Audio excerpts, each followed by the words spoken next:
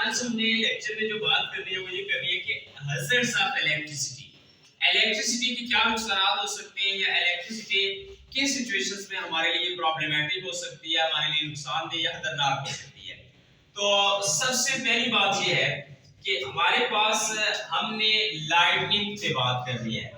जो हमारे पास बादलों का गरजना है, बिजली की चमक है, इसको हम क्या कहते हैं? ये लाइटनिंग है। ये किस वजह से होती है, इसकी रीजन क्या होती है, हम इस पे बात करेंगे और ये कैसे हमारे लिए खतरनाक है। देखिए, लाइटनिंग जो है ये क्लाउड्स की वजह से होती है। क्लाउड्स जो होते हैं वो मिक्सचर होते हैं आइस पार्टिकल का प्लस वाटर ड्रॉपलेट्स का।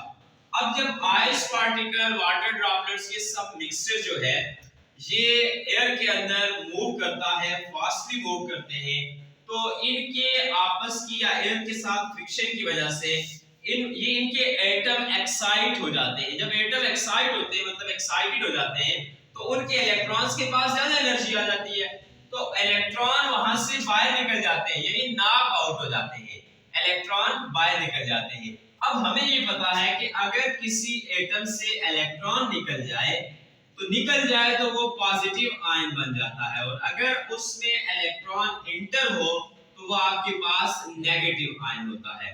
लेकिन इस केस में इलेक्ट्रॉन बाहर निकल रहे हैं, आपके पास एक साइड जो हमारे पास क्लाउड्स हैं उसके अंदर मिक्सचर बन जाएगा आयंस का भी और इलेक्ट्रॉन्स का भी।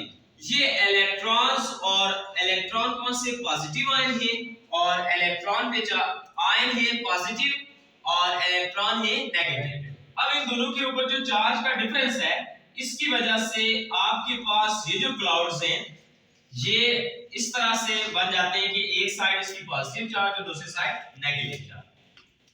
फिर ये होता है कि जब इन चार्जेस की अमाउंट बहुत ज्यादा हो जाती है, तो जिस तरह दो वायर्स पॉजिटिव और नेगेटिव वायर को आपस में जोड़े तो स्पार्किंग होती है, ऐसे ही यहाँ पे जो क्लाउड्स हैं ये आपस में वापस डिस्चार्ज होते हैं हाई अमाउंट ऑफ चार्ज की वजह से, जिसकी वजह से एक लाइटनिंग और एक बहुत बड़ी साउंड भी हमें सुनाई देती है।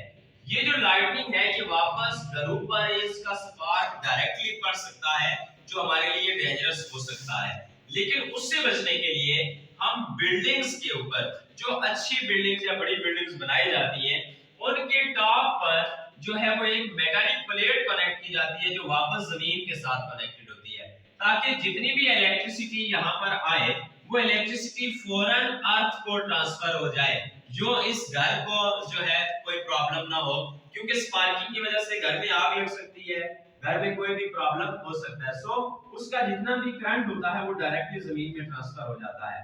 सिमिलरली हमारे पास जो ऑयल टैंकर्स हैं या एयरक्राफ्ट्स हैं उनमें भी इलेक्ट्रिसिटी का नुकसान हो सकता है, क्योंकि जो हमारे ऑयल टैंकर चलते हैं इनके अंदर जो है वो पेट्रोल होता है, और ये जब बड़ी सड़कों पे जाते हैं या मोटरवेज पे चलते हैं तो ये बड़ी तेज रफ्तारी के साथ चल रहे होते हैं, एयर के साथ इनकी अच्छी खासी फ्रिक्शन होती है।